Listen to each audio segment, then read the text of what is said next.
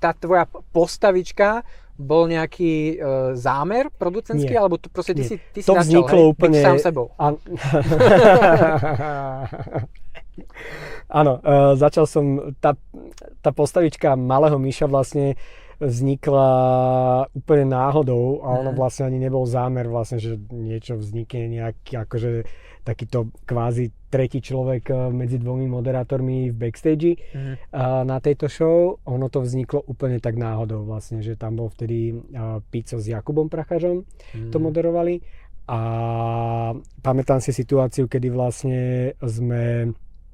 mali sme nejaký prestoj alebo niečo, proste sa riešilo na pódiu, nejaký problém, Jeffo zase vrieskal, klasika.